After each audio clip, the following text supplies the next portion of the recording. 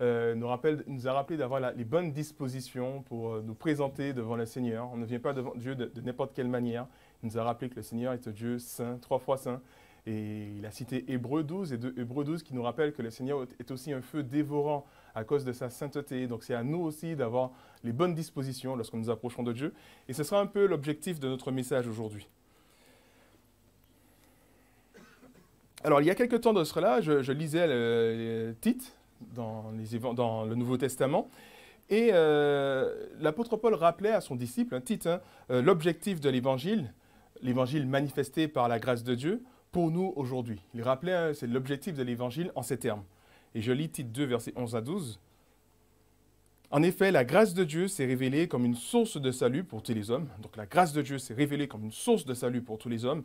Elle nous éduque et nous amène à nous détourner de tout mépris de Dieu et à rejeter les passions des gens de ce monde. Donc, une éducation pour rejeter les passions des gens de ce monde. Ainsi, nous pourrons mener dans le temps présent une vie équilibrée, juste et empreinte de piété. Et ça, c'est vraiment le point important. La grâce de Dieu, l'évangile qui s'est manifesté pour que nous puissions non pas mener une vie déséquilibrée comme les gens de ce monde qui vont être absorbés par toutes sortes d'activités, mais une vie équilibrée, une vie juste, une vie empreinte de piété. Et cette vie équilibrée, juste, empreinte de piété, c'est justement ce que l'Ecclésiaste veut enseigner à ses lecteurs, en leur apprenant à vivre dans ce monde déchu d'une manière sage et équilibrée, d'une manière qui plaise à Dieu. Ainsi, dans les chapitres 4 à 5 de l'Ecclésiaste, le maître aborde différents aspects de la vie, tels que le travail, la justice, la politique, la religion, la richesse, pour montrer les limites de toutes ces choses.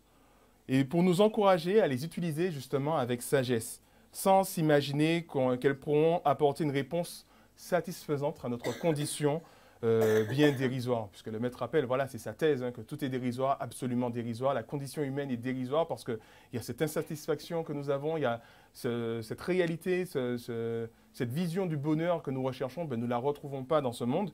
Et il veut montrer par là que ce n'est pas à travers la politique, la justice, le travail, la richesse, voilà, qu'on va trouver ce bonheur. Et donc, il nous invite à être beaucoup plus équilibrés dans l'utilisation de ces choses. Comme il le dit lui-même dans les premiers chapitres, au premier chapitre, tout est dérisoire et tout se répète dans un cycle sans fin. L'homme a beau s'agiter, faire énormément d'activités, agir, bouger. En réalité, alors il y a la technologie, il y a des choses, il y a des avancées, mais en réalité, on ne change pas notre condition. On a toujours cette souffrance qui est là, on a toujours ces questionnements, cette quête personnelle qui existe. Et l'homme n'a jamais pu vraiment apporter une solution à la condition quelque part dérisoire de l'homme. Et donc du coup, on a plein d'activités, il y a plein de choses qui se font, mais on tourne en rond quelque part parce qu'on ne peut pas apporter du neuf. On est incapable d'apporter du neuf, un véritable changement, nous dit l'Ecclésiaste. Et Dieu seul, en son temps, pourra apporter un changement satisfaisant. Donc voilà, il nous parle de cette réalité. Et donc l'objectif n'est donc ni de se lancer dans une quête inutile à travers le travail, une quête effrénée, inutile à travers le travail, la politique, qui n'aboutira à rien de bon en fait, parce qu'on va se lancer à fond dans ces choses et finalement le résultat sera décevant, ni non plus de se croiser les bras en attendant que Dieu intervienne, se disant si le travail ou la politique ou la justice, ces choses-là ne vont pas m'apporter grand-chose, du coup je me croise les bras et j'attends que le Seigneur revienne. Ce n'est pas ça l'idée, mais c'est d'apprendre à profiter de ces choses, parce que ce sont de bonnes choses, d'apprendre à profiter de ces choses d'une manière sage et responsable, tout en étant conscient que c'est Dieu seul qui interviendra pour restaurer toute chose. Alors, dans la section qui sera l'objet de notre réflexion aujourd'hui, d'ailleurs, je rappelle que c'est la deuxième partie de cette étude, puisqu'on l'avait déjà commencé l'an dernier, je crois. Je crois que c'était en décembre qu'on avait abordé ce texte. Et là, je vous invite à continuer dans cette réflexion. Et là, l'Ecclésiaste nous met en garde contre une mauvaise utilisation de la piété. En effet, si la richesse, le travail, toutes ces choses ne peuvent nous offrir un échappatoire à la vanité de ce monde, la piété non plus ne le peut. Ainsi, l'Ecclésiaste nous invite à vivre notre piété dans les bonnes dispositions, une bonne disposition qui ne suscitera pas justement la colère de Dieu à cause de mauvais comportements dans notre façon de vivre la piété. Donc, je vous invite à suivre la lecture avec moi de Ecclésiaste chapitre 4, verset 17 à 5, verset 6. Alors, il nous dit « Veille bien sur tes pas lorsque tu te rends au sanctuaire de Dieu. Il est préférable de s'y rendre pour écouter plutôt que pour offrir un sacrifice à la manière des insensés qui n'ont même pas conscience de faire le mal. Ne te presse pas d'ouvrir la bouche et ne te laisse pas entraîner par ton cœur à formuler hâtivement une parole en présence de Dieu. Car Dieu est au ciel et toi sur la terre. Que tes propos soient donc peu nombreux. En effet, de même que les rêves naissent de la multitude des occupations, de même un flot abondant de paroles engendre des propos inconsidérés. Si tu as fait un vœu à Dieu, accomplis-le sans tarder, car les insensés déplaisent à Dieu. Ce que tu as promis, tiens-le. Il vaut mieux ne pas faire de vœu qu'en faire et ne pas s'en acquitter. Ne laisse pas tes paroles te charger d'une faute et ne va pas dire aux représentants de Dieu « Mon vœu était une erreur ». Pourquoi irriter Dieu par tes paroles et faire échouer tes entreprises? C'est pourquoi, là où il y a abondance de rêves, multiplication de paroles légères, crains plutôt Dieu.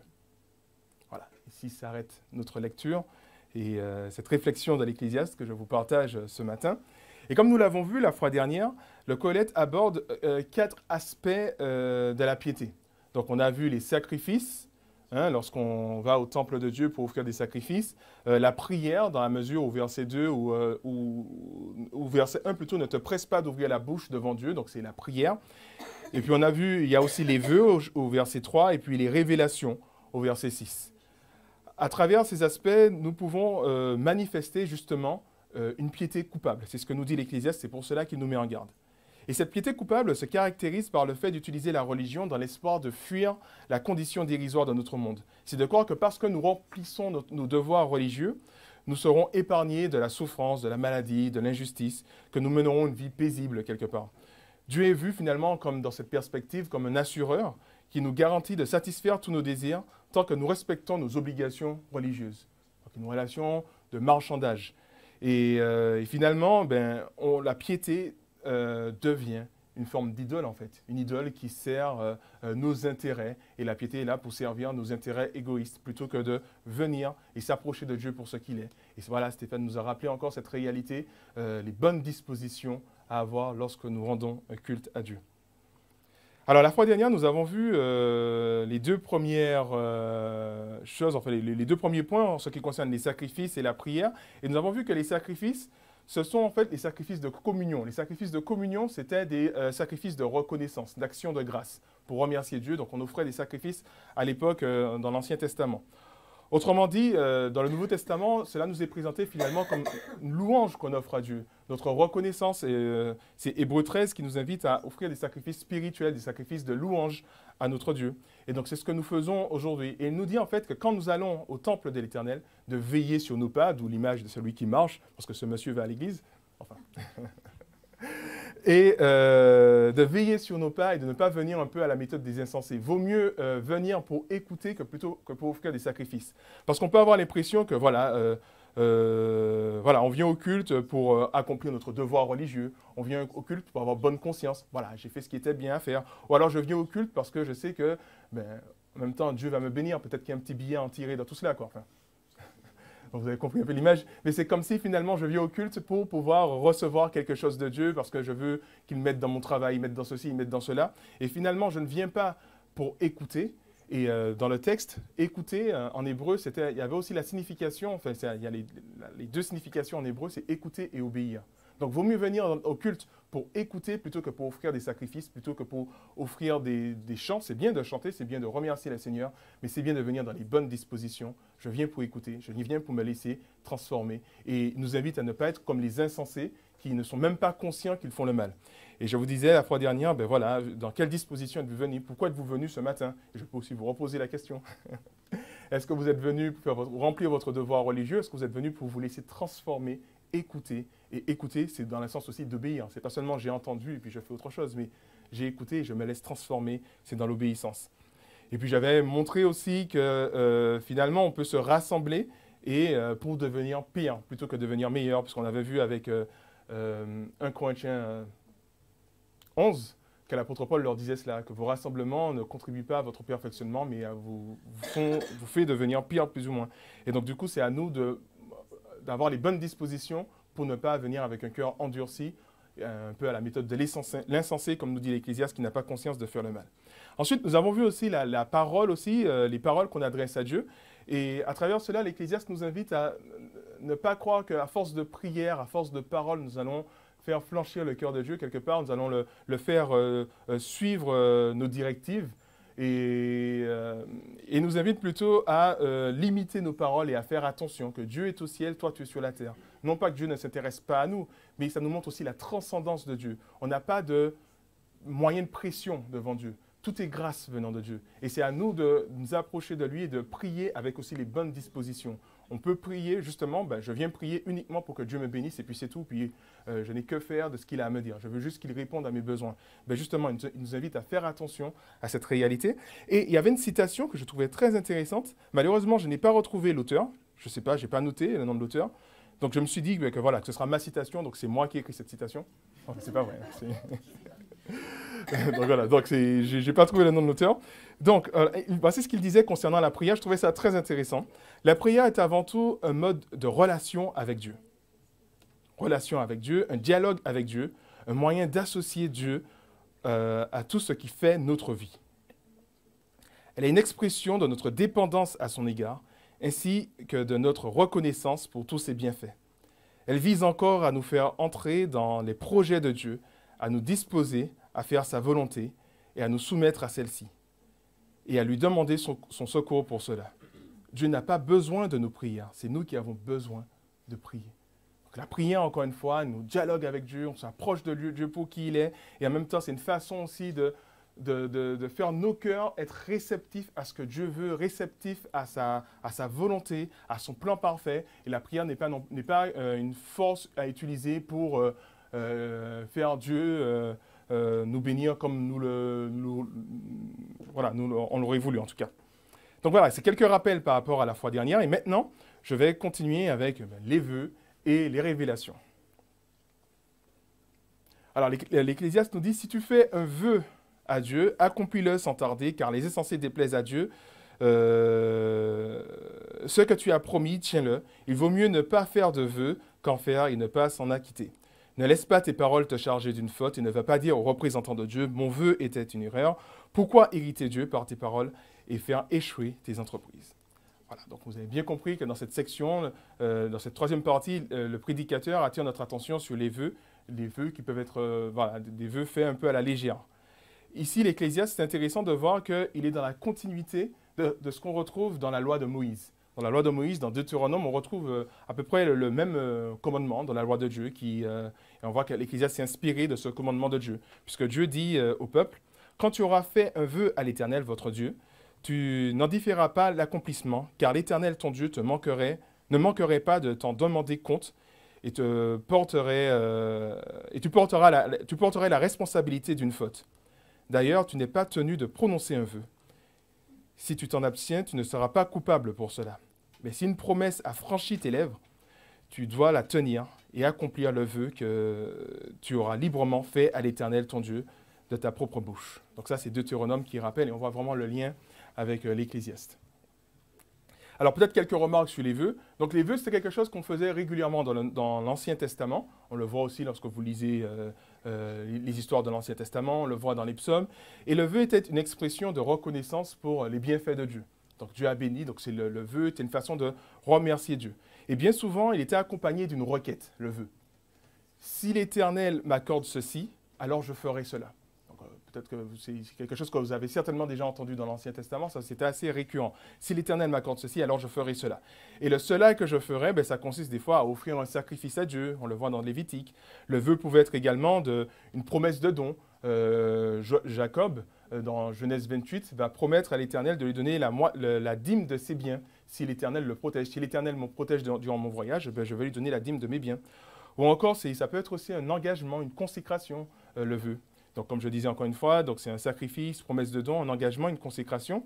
Et Jacob aussi qui dit, qu'il va donner la dîme, mais il dit aussi que si l'Éternel me protège durant mon voyage, l'Éternel sera mon Dieu. Donc, il se consacre à l'Éternel. Donc, le vœu, ça peut être une forme de consécration. Il y a aussi Anna aussi, c'est intéressant. Anna, la mère de Samuel, elle a demandé à l'Éternel de lui donner un enfant. Et elle a dit, que si l'Éternel me donne cet enfant, parce qu'elle était stérile, c'était une situation catastrophique à l'époque, c'était vu comme une sorte de malédiction.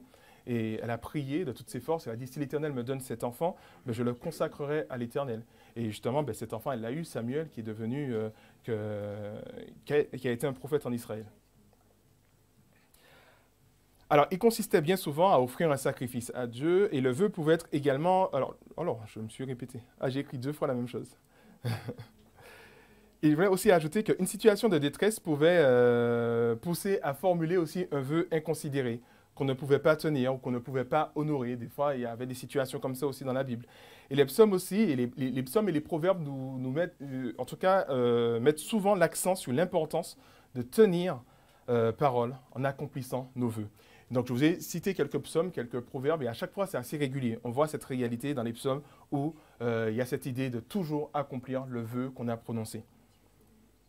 Et en effet, ne pas respecter son vœu est un péché pour Dieu. Et l'Ecclésiaste dit, pourquoi irriter Dieu par tes paroles et faire échouer tes entreprises? D'autant plus qu'il n'est pas obligatoire, il n'est pas obligatoire de formuler un vœu. Rien ne nous oblige à faire un vœu. Et il nous dit aussi, l'Ecclésiaste, il vaut mieux ne pas faire de vœu qu'en faire un et ne pas s'en acquitter. C'est donc un acte libre qui nous engage, notre responsabilité. Donc nous devons honorer si nous décidons d'en formuler un. Alors, ce qui est intéressant avec le vœu, c'est que le vœu bien utilisé est une façon, comme je disais, d'honorer Dieu, de manifester notre reconnaissance pour ce qu'il a fait. Donc voilà, l'Éternel m'a béni, donc je veux en retour lui offrir ce sacrifice, je veux en retour donner cette dîme, comme disait Jacob. Mais il est intéressant de constater que dans les psaumes, et aussi dans les psaumes, les vœux sont souvent associés à la louange. Je vais t'offrir, Éternel, ce sacrifice de louange et je vais aussi accomplir le vœu que j'avais fait. Donc là, les deux avancent ensemble, en fait. Donc le vœu a vraiment cette connotation, finalement, d'une louange qu'on offre à Dieu. Le vœu est aussi une façon de nous engager, comme je l'ai dit, davantage avec l'œuvre de Dieu. Donc avec l'exemple de Jacob aussi, on voit que Jacob s'est engagé à suivre l'Éternel en faisant son vœu. Et Anna aussi qui est entrée dans le plan de Dieu, donc Jacob qui est entré dans le plan de Dieu dans la mesure où il a décidé de faire de l'Éternel son Dieu. Anna aussi qui est entrée dans le plan de Dieu à travers ce vœu, puisque elle a décidé de donner ce qu'elle avait de plus précieux, donc son fils aîné qu'elle a eu. Et finalement, ce fils aîné a été un sujet de grande bénédiction pour Israël. Hein. Il a été un prophète, il a été un très grand prophète, Samuel. Hein. C'est lui qui a oint Saül, c'est lui qui a oint aussi David. Il était vraiment le prophète par excellence, le dernier juge d'ailleurs d'Israël. Et finalement, cela s'est fait parce que Anna a fait cette consécration, a décidé de faire ce vœu. Et ce vœu d'engagement a été un sujet de bénédiction. Donc comme si Anna n'avait pas fait ce vœu, ben, finalement, on n'aurait pas eu Samuel. Puisqu'elle a consacré Samuel à vivre dans le tabernacle avec Élie, le grand prêtre. Et finalement, Samuel a été un instrument remarquable entre les mains de l'Éternel. Donc, on peut considérer que les moments d'épreuve, donc ça c'est quelque chose qu'on sait déjà, les moments d'épreuve sont bien souvent des occasions que Dieu utilise pour nous aider à être sensibles à ce qu'il fait dans nos vies, à ouvrir nos yeux à des réalités spirituelles, autrement dit, à nous tourner davantage vers lui. Donc, Dieu permet ces épreuves-là, et je dis ça pourquoi? Parce que bien souvent, le vœu se fait dans des moments d'épreuve, et comme dans des moments de détresse. Et dans cette perspective, comme l'épreuve sert à nous aider, à nous approcher de Dieu, ben dans cette perspective, les vœux peuvent jouer un rôle important parce qu'ils nous engagent à tendre vers cette sanctification. Jacob passait par un temps d'épreuve et il a fait un vœu et ce vœu l'a aidé à s'approcher de Dieu parce que l'Éternel sera mon Dieu s'il me protège. Anna, encore une fois, quand j'ai pris cet exemple encore une fois, elle était dans une situation de détresse. Dieu a permis cette situation de détresse pour bénir richement Israël à travers l'enfant qu'elle aurait donné à Anna. Donc comme si Anna contribue finalement à sa bénédiction d'Israël et Jacob aussi contribue aussi à l'œuvre de Dieu. Cela dit, le vœu peut être aussi utilisé d'une manière coupable, d'où l'avertissement du maître. Voilà, on a bien compris, le maître nous rappelle que, donc j'ai remis le passage au cas où si vous voulez le lire, le maître nous rappelle que de ne pas tenir parole lorsqu'on formule le vœu, c'est un péché devant Dieu, cela suscite la colère de Dieu. Pourquoi irriter Dieu par tes paroles et faire échouer tes entreprises? Donc c'est quelque chose de très important pour Dieu. En effet, en agissant ainsi, nous ne sommes plus dans la vérité. Lorsqu'on fait un vœu, on ne respecte pas nos vœux, mais on est dans le mensonge. Et ça peut nous rappeler ce que Jésus disait dans Jean 8, hein, les enfants du diable qui se complaisent quelque part dans le mensonge, et les enfants de Dieu qui recherchent la vérité. Et de ce fait, lorsqu'on formule un vœu, puis finalement on on ne respecte pas notre engagement, on est dans cette situation de mensonge et on applique finalement les agissements du diable. On est dans ce mensonge. Et Dieu est un Dieu de lumière, un Dieu de vérité, et il n'y a pas de mensonge en Dieu. Il ne doit pas avoir de mensonge non plus dans les enfants de Dieu. En fait, en tant qu'enfant de Dieu, il faut que nos paroles soient en accord avec nos actes, à l'exemple de notre Père Céleste. Nos paroles en accord avec ce que nous disons, ou avec ce que nous faisons, ou avec nos actes. De plus, ne pas tenir parole peut refléter aussi de mauvaises motivations. De mauvaises motivations, en fait, parce que c'est pour satisfaire nos propres désirs que nous avons voulu formuler ce vœu. Je vous ai dit que le vœu se formule bien souvent dans des temps de détresse. Et dans ce temps de détresse, eh bien, on a besoin d'être secouru. Donc on formule ce vœu, mais en fait, au fond, ce n'est pas Dieu qu'on recherche, mais juste une solution à notre problème. Et on peut penser à l'exemple, un exemple qui est très connu, on le voit des fois dans des films, enfin voilà, c'est une image assez connue, comme celui qui est proche de la mort et qui fait ce vœu, donc proche de la mort parce que l'avion va se cracher, le bateau va couler, je ne sais pas. Il est proche de la mort, il dit à Dieu, si tu me sauves, je m'engage à te donner la moitié de ma fortune, ou du moins de donner la moitié de ma fortune aux pauvres, et à t'obéir toute ma vie. Cela dit, aussitôt le danger est éloigné, aussitôt le vœu est oublié. Ou peut-être reformulé. En fait, ce n'est pas ce que j'ai voulu dire. Je voulais dire que je vais considérer le fait de donner la moitié de ma fortune et considérer peut-être le fait de t'obéir. Donc je réfléchis, je considère et donc finalement, je ne veux pas le faire. Donc voilà.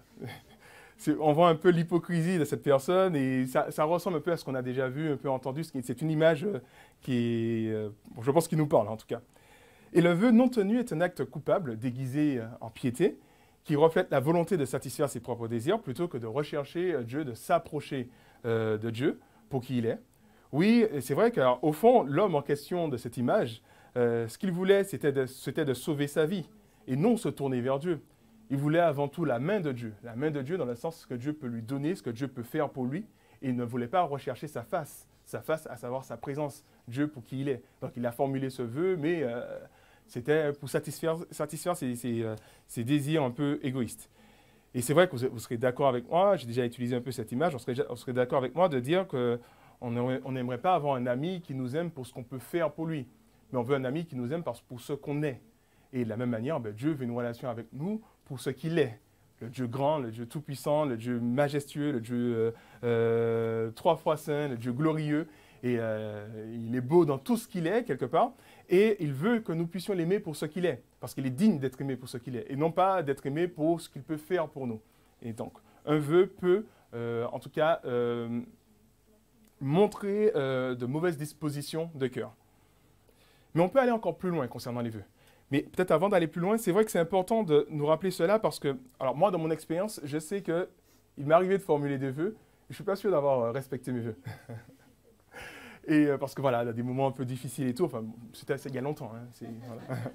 Je n'étais pas encore à plaisir. Hein. Et le Seigneur, du coup, ça ne plaît pas au Seigneur. C'est vivre dans le mensonge, finalement. C'est montrer que je ne m'intéresse pas vraiment à Dieu, mais je m'intéresse à ce qu'il peut faire pour moi. Et ça peut peut-être vous arriver aussi. Voilà, je me rappelle, enfin, j'ai connu ces expériences-là. Enfin, c'était pas moi cette fois-ci, mais quelqu'un qui cherchait un travail et ne trouvait pas, donc disait que voilà, si Dieu me donne un travail, j'irai à l'église tous les jours, je vais le suivre et tout, un peu comme cet homme aussi. Et finalement, cette personne, durant sa recherche de travail, venait à l'église, venait prier, elle était déterminée, tout cela. Et Dieu, dans sa grâce, a béni cette personne, elle a pu avoir ce travail. Et au début, elle a commencé à se relâcher, mais en même temps, c'est vrai, elle a un travail maintenant, donc elle est fatiguée, donc elle ne peut plus aller à l'église. Donc on peut la comprendre. Bon, c'est du second degré, hein, c'est pas vrai, on ne peut pas la comprendre. Enfin si, on peut être compatissant envers elle, mais... Donc voilà, peut-être que ça peut vous parler aussi, et finalement on peut formuler des vœux comme ça devant Dieu, et c'est à nous de faire attention à ce que nous disons et de tenir nos engagements. Et puis enfin, pour aller plus loin concernant les vœux, pour le Qoheleth, l'insensé formule des vœux sans tenir compte de ce qu'il dit, et de ce fait, il ne réalise pas par la suite qu'il ne peut pas tenir son engagement ou qu'il ne veut pas tenir son engagement. Et cet avertissement devrait nous mettre en garde contre des paroles légères aussi que nous pouvons avoir, que nous pouvons prononcer, notamment durant la louange. En effet, nous pouvons chanter des chants qui nous engagent, des chants qui nous appellent à revoir notre comportement. Par exemple, ce matin, nous avons chanté « Voilà, mon seul désir, alors que tu m'attires, c'est d'être avec toi ». C'est vrai ça? Je vous ai entendu, je vous ai vu, hein. J'ai même noté les noms. Donc voilà, et c'est d'être avec toi. C'est mon seul désir alors que tu m'attires. C'est vrai, est-ce que votre entourage peut dire cela? Est-ce que par exemple les collègues, les voisins, est-ce qu'ils peuvent dire cela justement? Dire que effectivement, ben, le seul désir d'un tel, effectivement, c'est d'être avec le Seigneur. Je m'abandonne, je veux te connaître plus.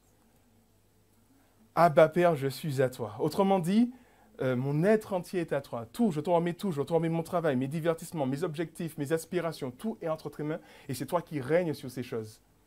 Dieu vient régner en moi. Est-ce que c'est vrai ou alors est-ce que c'est juste Dieu vient régner en moi uniquement le dimanche matin?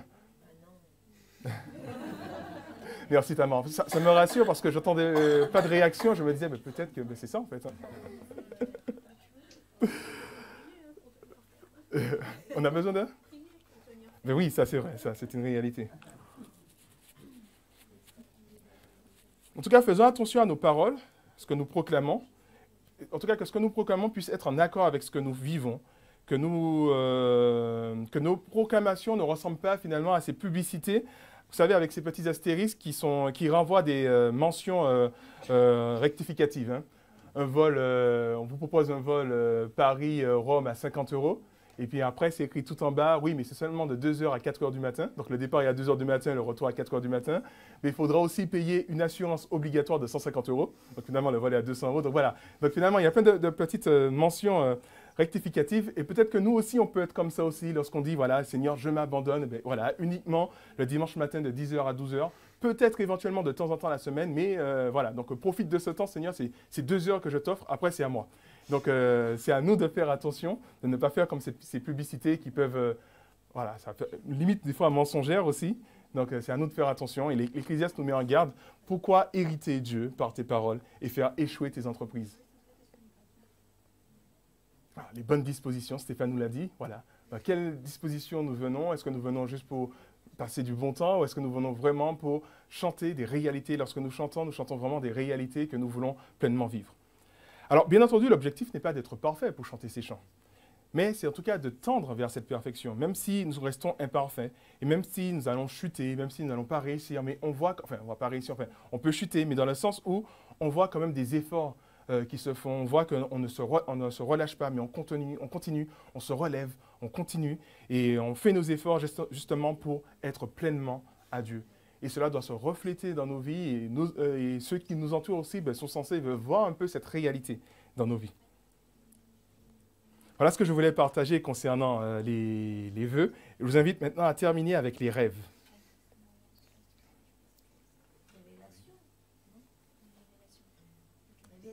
Oui, les rêves, parce qu'il dit au verset 6, « C'est pourquoi là où il y a abondance de rêves et multiplication de paroles légères, crains plutôt Dieu. » Alors c'est vrai que ce passage est un peu compliqué parce qu'il y a plusieurs interprétations. Alors moi j'ai choisi une interprétation à vous proposer concernant où on voit les rêves comme des révélations. D'autres vont interpréter cela comme les rêves comme des aspirations. Parce qu'on est tellement focalisé sur les choses de la terre, on a tellement de rêves, de grandeur, de choses que nous voulons faire, qu'on pense utiliser Dieu pour nous aider à atteindre nos objectifs. Je vais devenir médecin, je vais faire ceci, je vais faire cela, je vais vivre dans tel pays, je vais faire plein de choses et tout. Et donc, du coup, on a plein de rêves de grandeur dans nos têtes, en fait, ou dans notre tête. Et finalement, voilà, on veut utiliser Dieu comme un outil, quelque part, pour notre bien. Et l'Ecclésiaste dit finalement, au lieu d'avoir ces aspirations, crains plutôt l'Éternel. Et moi, ce que je vous propose, c'est une interprétation qui voit le rêve comme une révélation. Donc voilà, je me devais de vous le dire pour être honnête avec vous, parce que c'est un texte qui fait débat en tout cas. Alors les rêves, c'est vrai que dans la Bible, les rêves sont souvent vus comme un moyen de recevoir une révélation de la part de Dieu, une révélation même directe de la part de Dieu. On peut de nouveau repenser à Jacob, Jacob chapitre 28, Genèse chapitre 28, où on voit que Jacob fait ce vœu, mais ce vœu fait suite à un rêve qu'il a reçu. Il a reçu un rêve, une révélation de l'Éternel. Et il s'est dit, si ce rêve est vrai, si cette révélation est vraie, je fais ce vœu de m'engager pour Dieu. On voit aussi des rois aussi qui reçoivent des rêves, qui sont des révélations, comme le Pharaon avec Joseph qui va interpréter, ou Nebuchadnezzar avec Daniel qui va aussi interpréter ce rêve. Dans Nombre 12, il nous est dit que Dieu utilise les rêves pour s'adresser aux prophètes. Alors, le Qoheleth ne nie pas la réalité des rêves, des révélations, cependant, il met en garde contre une recherche trop insistante de révélations. Cela revient sans doute à rechercher des signes de la part de Dieu, afin qu'il nous préserve des difficultés de la vie. de croire que notre relation avec Dieu nous préservera des souffrances et des déceptions qui caractérisent l'aspect dérisoire de notre monde. Et c'est finalement une manière de forcer le ciel à descendre sur terre afin de ne plus être affecté par les épreuves de la vie. Alors peut-être que je vous ai déjà parlé de ça dans mon expérience, mais en tout cas, je crois que j'ai déjà parlé, mais bon, ça ne m'en coûte rien de me répéter. Lorsque je cherchais un appartement pour me rapprocher de plaisir, j'étais vraiment dans cette perspective où je cherchais des signes un peu partout, quoi. J'étais en alerte et tout, et j'essayais de voir mais où est-ce que Dieu me parle, où est-ce qu'il y a les signes et tout et tout. Et je me rappelle que j'avais visité un appartement avec Aurélia, et je lui ai expliqué par A plus B, mais un truc super ficelé, super bien carré, bien expliqué, en lui expliquant que c'est là qu'on ira parce que je vois des signes, ceci, ceci, cela. Il s'est avéré en fait que c'était du tout pas cela, que je me suis totalement trompé. Et j'étais dans cette perspective à chercher des signes. Pourquoi? Parce que j'étais dans une période d'épreuve. J'étais pressé, c'était difficile. Je savais que mon dossier ne pesait pas vraiment lourd sur la balance par rapport à ce qui nous est demandé. Et moi, je cherchais des signes partout pour voir où est-ce que Dieu peut me parler. Donc, j'étais à la recherche de révélations spéciales en pensant que Dieu ne va quand même pas permettre que je puisse, avoir des difficultés à trouver un appartement. Je suis son enfant, c'est le Dieu Tout-Puissant, il est infiniment riche. De claquement de doigts, il peut me donner un superbe appartement à Paris. Alors, alors je suis sûr que voilà, on restait là. Et donc, j'ai voulu quelque part faire le ciel descendre sur terre en pensant que l'aspect dérisoire de la vie, ben, ça ne me touche pas parce que je suis un enfant de Dieu. Et de ce fait, ben, voilà, je marche sur ces difficultés. Ben non. Et j'ai pu comprendre que ben non, que ce n'est pas comme ça. Et je crois que l'Ecclésiaste, vraiment, de nouveau, nous invite à ne pas utiliser la piété, ou la piété dans le sens de révélation aussi, comme un moyen d'échapper à la vanité de ce monde. La piété est bien, elle est bien sûr, elle est bonne pour nous aider à vivre au mieux dans ce monde, mais elle n'a pas pour vocation de nous préserver de la souffrance d'une manière absolue dans ce monde. Voilà, de nous préserver de la souffrance de ce monde en nous donnant aussi le pouvoir de pouvoir transcender les réalités de ce monde. Vous savez, avoir des visions de Dieu, tout le temps des visions de Dieu, ça nous donne un certain pouvoir. Hein. Le monde ne nous affecte plus parce qu'on voit tout, on a des révélations de Dieu. Et donc, comme si que la piété ne donne pas ce pouvoir-là. Ce n'est pas le but de la piété. Et c'est vrai qu'il y a des personnes qui peuvent assez facilement dire « Dieu m'a dit ». Peut-être que vous avez connu des gens comme ça. Et on a l'impression qu'elles reçoivent tout le temps des révélations spéciales de Dieu. Alors, peut-être que c'est vous aussi, hein, mais... en tout cas, voilà, on a l'impression qu'elles reçoivent tout le temps des révélations spéciales de la part de Dieu. Il arrive même parfois que ces révélations vont en contradiction avec la parole de Dieu. Et finalement, ces révélations semblent plus correspondre au désir de ces personnes, au désir égoïste de ces personnes qu'à la volonté de Dieu. Parce que voilà... Ce sont des désirs, elles se disent que voilà, ceci, voilà, donc Dieu m'a dit, parce qu'en fait, elles désirent telle chose et elles essaient de se convaincre que c'est Dieu qui a dit que c'est ce que tu dois faire, mais en fait, c'est ce qu'elles désirent, en fait, ce n'est pas forcément la volonté de Dieu.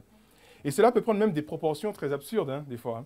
Hein. Dans ma jeunesse, enfin voilà, il y avait des gens, voilà, qui pouvaient aller voir une jeune femme, un jeune homme qui voit une jeune femme, il lui dit, Dieu m'a dit que c'est avec toi que je dois me marier. Mais non. Qu'est-ce qu'on peut faire? Qu'est-ce qu'on dit? Si c'est Dieu qui te l'a dit, ok. Bon, la personne n'avait pas forcément la répartie de Karen, mais en tout cas, des fois, on se laissait convaincre. Dieu t'a dit que ça. Si c'est Dieu qui te l'a dit, moi, je me soumets à Dieu. Ok, on va se marier. Et donc voilà. Mais durant cette période de fiançailles où ils se fréquentaient, finalement, cette personne réalise que ça ne marche pas si bien que ça, qu'elle n'aime plus trop la personne. Donc, comment elle fait pour sortir de cette situation? Finalement, Dieu m'a dit que ce n'est pas toi. Et ça, c'est pas mal parce qu'elle se cache derrière Dieu, finalement. Elle ne prend pas ses responsabilités. Dieu m'a dit que ce n'est pas toi, donc j'aurais bien voulu rester avec toi, mais je veux obéir à Dieu, donc on sera obligé de se séparer. En tout cas, les jeunes, vous pouvez retenir cette méthode au cas où. Non, je rigole, bien sûr, il ne faut pas faire ça. Mais voilà, c'est là qu'on voit que ça peut prendre des dimensions un peu, voilà, des proportions absurdes hein, dans ces choses-là, où on voit finalement que on croit que nos désirs vont correspondre en tout cas à ce que Dieu veut pour nous, et puis on fait une sorte d'amalgame, et l'Ecclésiaste nous invite justement à craindre l'Éternel et à ne pas tomber dans ce piège. Alors, il faut quand même préciser que la révélation de Dieu, nous avons besoin de cette révélation de Dieu. Nous avons besoin parce qu'elle nous aide à vivre au mieux dans ce monde. Mais au lieu de rechercher une révélation spéciale ou extraordinaire, commençons déjà par étudier la révélation et à appliquer la révélation que nous avons reçue à travers la parole de Dieu. C'est la première révélation et c'est celle qui prime sur toute autre révélation. La parole de Dieu que nous avons reçue et c'est elle qui nous aide aussi à vivre mieux dans ce monde. Et c'est bien la Bible qui nous dit que car toute écriture est inspirée de Dieu et utile pour enseigner, réfuter, redresser et apprendre à mener une vie conforme à ce qui est juste. Ainsi, l'homme de Dieu se trouve parfaitement préparé et équipé pour accomplir toute œuvre bonne. Donc voilà, on a cette révélation qui est bonne justement pour nous aider, pour nous équiper dans ce monde. Donc c'est à nous de donner la première place à cela. Et dans cette perspective de la crainte de Dieu, comme nous dit l'Ecclésiaste, on craint plutôt Dieu. La crainte de Dieu, justement, nous invite à ne pas rechercher des révélations spéciales au détriment de la révélation déjà directe que nous avons, la révélation écrite de la parole de Dieu. Comme le texte de Timothée le montre, la parole de Dieu est suffisante pour nous aider à avoir un comportement adéquat à chaque circonstance. Donc on n'a pas forcément besoin d'une révélation spéciale de Dieu. Ça peut arriver, mais on n'a pas besoin de rechercher ces choses parce qu'on a déjà tout ce qu'il nous faut dans la parole écrite de Dieu. La crainte de l'Éternel nous invite à faire attention à ce que nous pensons être des révélations spéciales de Dieu, mais qui en réalité ce sont juste les reflets de nos désirs égoïstes. Donc c'est à nous de faire attention. Dieu est au ciel, toi tu es sur la terre. Il y a cette transcendance de Dieu. Les pensées de Dieu sont bien souvent différentes de mes pensées. Je réalise que je suis un pécheur, je réalise que le péché est toujours en moi et je peux avoir de mauvaises motivations. Et c'est une insulte vis-à-vis de l'Éternel de croire que mes motivations correspondent aux motivations de Dieu. Alors ça peut arriver des fois, mais c'est à moi de faire attention à ce que je ne puisse pas confondre mes motivations avec les motivations de Dieu, puis je fais une sorte d'amalgame avec les deux. Donc c'est la crainte de l'Éternel nous invite à faire attention. Elle nous invite, cette crainte de l'Éternel, à éprouver finalement ces révélations que nous pensons être des révélations de Dieu, à la lumière des Écritures, et à agir avec prudence et discernement. On reçoit une des révélations, on pense que c'est une révélation, c'est à nous d'éprouver cela. D'ailleurs, dans les Écritures, il nous est dit qu'en parlant des prophéties, qu'elles sont censées être éprouvées aussi, être étudiées à la lumière des Écritures. Donc c'est à nous de faire attention à ces choses et ne pas croire que Dieu ne cesse de nous apporter des révélations, ces révélations qui vont nous aider à avoir une vie beaucoup plus confortable. Ça peut arriver, mais c'est à nous de faire attention en tout cas. Donc en tout cas, vous l'auriez bien compris, le Qoheleth nous invite à avoir une bonne utilisation de la piété, dans la crainte de l'Éternel, en ne s'imaginant pas qu'à force qu'on nous forcer la main de Dieu à cause de notre religiosité, ou par nos paroles, ou notre spiritualité, comme si une spiritualité qui nous permet d'être épargnés de tous les aspects décevants de la vie. La piété n'a pas pour but non plus de forcer le ciel à descendre sur terre, genre parce que voilà, je suis chrétien, je vais transformer les choses, non. Mais elle doit nous apprendre, la piété, à vivre dans ce monde tel qu'il est, avec les joies et les tristesses qui existent dans ce monde, dans la crainte et dans l'obéissance de Dieu. Je parlais de joie et de tristesse, c'est intéressant parce que l'Ecclésiaste, c'est son refrain. Il n'y a rien de bon pour l'homme si ce n'est que de se réjouir, de boire, de passer du bon temps, et cela, c'est un don, c'est une grâce de Dieu. Et c'est un refrain qui revient tout au long du livre de l'Ecclésiaste, et il nous rappelle que même si ce monde est décevant, même s'il y a des frustrations dans ce monde, il nous rappelle qu'il y a des temps de joie, et ces temps de joie, ce sont des signes de la sollicitude de Dieu envers nous. C'est Dieu qui nous aime, Dieu qui prend soin de nous, et c'est à nous de les recevoir avec reconnaissance. Donc la piété est là pour nous apprendre à vivre de manière équilibrée, à ne pas chercher une forme d'échappatoire, mais à accepter de prendre nos responsabilités dans ce monde décevant, tout en recevant des moments de joie de la part de Dieu, des bénédictions de la part de Dieu, et en attendant que Dieu puisse faire toutes choses belles en son temps, comme nous dit l'Ecclésiaste, où Dieu interviendra pour restaurer toutes choses. Et j'aimerais terminer ce message en prenant l'exemple de Jésus. Pourquoi? Parce que Jésus, voilà, c'est Dieu fait homme qui est descendu vivre dans ce monde. Il a connu l'aspect dérisoire de la vie. Il a toujours agi en cherchant à accomplir la volonté de son Père et non la sienne. C'est très important. Il est venu faire la volonté de son Père et non la sienne. Et c'est dans cette perspective qu'il a accepté de souffrir de la faim plutôt que d'utiliser son pouvoir afin de transformer les pierres en pain. Ça, c'est dans la tentation, dans Matthieu 4 ou dans Luc 4, où le diable dit, si tu es fils de Dieu, transforme ces pierres en pain. Et Jésus a refusé d'utiliser ce pouvoir parce qu'il ne voulait pas utiliser son pouvoir pour lui-même, mais c'est en accord avec la volonté de Dieu, dans la soumission de la volonté de Dieu. Parce que sa véritable nourriture était de faire la volonté de Dieu. Ça, c'est dans Jean 4 qu'on voit cela. Ou la volonté de son Père. Il a refusé de faire appel à l'armée céleste pour le protéger de la méchanceté des hommes, alors qu'il avait le droit de le faire. D'un claquement de doigts, il aurait pu appeler l'armée céleste et Dieu l'aurait protégé de la méchanceté des hommes. Il a refusé de faire cela parce qu'il ne cherchait pas d'abord sa volonté, il cherchait d'abord à faire la volonté de son Père. Il a connu le deuil, notamment à travers la mort de son père terrestre, Joseph. Alors, je dis cela parce que lorsque Jésus devient adulte, on n'entend plus parler de son père terrestre, Joseph. Et les commentateurs pensent que justement qu'il est mort entre-temps, et que, qu'il est mort entre-temps. Et on voit que Jésus, il a connu ce deuil, il a perdu son père terrestre, et il aurait pu le ressusciter, mais il ne l'a pas fait, parce qu'il a accepté de vivre dans ce monde, avec les difficultés, avec les souffrances, avec les frustrations, et il n'a pas utilisé le pouvoir, en tout cas pour sa propre satisfaction. C'est le pouvoir qu'il avait, en tout cas. Donc il a accepté, il a connu le deuil, il a connu ces moments de souffrance. Il a connu le rejet de sa famille, l'abandon de ses disciples, la trahison de proches, Judas, la fatigue, la solitude, le découragement. Enfin, il a connu ce que la condition humaine a à offrir de pire. Il a vraiment connu les difficultés de la vie. Et Isaïe, quant à lui, présente Jésus comme un homme de douleur habitué à la souffrance. Et tout cela parce qu'il a fait passer la volonté de son Père avant ses propres intérêts. Il n'a pas essayé de mener une vie confortable avec le pouvoir qu'il avait, non, il s'est soumis à la volonté de son Père. Il a manifesté une piété qui honore Dieu en tout point. Il nous a montré par là que la piété n'a pas pour but de satisfaire nos propres désirs, mais a pour but d'abord de glorifier Dieu. Et ce, même dans un monde dérisoire.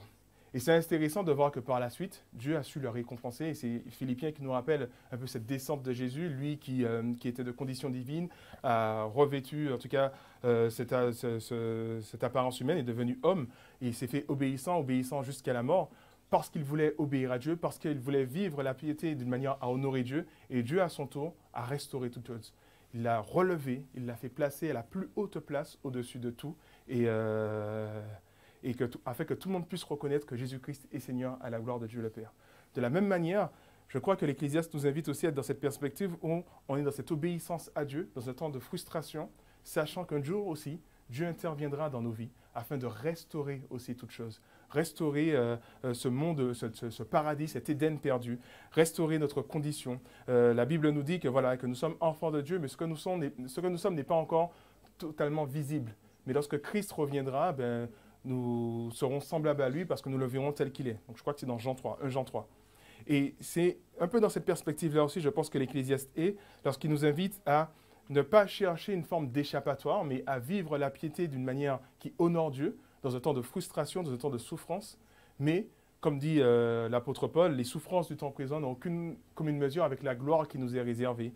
Ou alors, il rappelle aussi, il cite quelque part Ecclésiaste, Paul, quand il dit que la création a été soumise à une condition bien dérisoire qui fait référence à toutes les vanités de l'Ecclésiaste.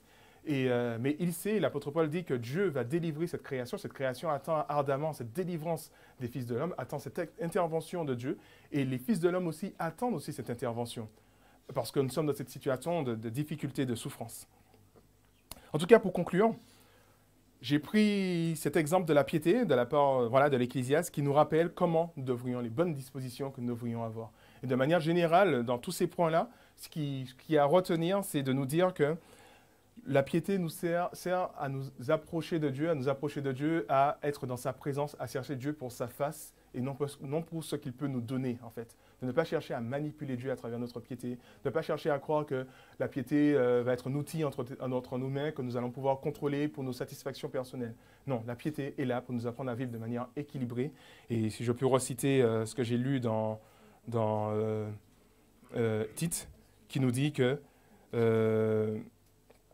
en effet, la grâce de Dieu s'est révélée comme une source de salut pour tous les hommes. Elle nous éduque et nous amène à nous détourner de tout mépris de Dieu et à rejeter les passions des gens de ce monde. Ainsi, nous pourrons mener dans le temps présent une vie équilibrée, juste et empreinte de piété. C'est ce que l'Ecclésiaste nous partage, en tout cas. C'est ce que je vous partage en ce matin. Donc, que ce soit un objectif pour nous.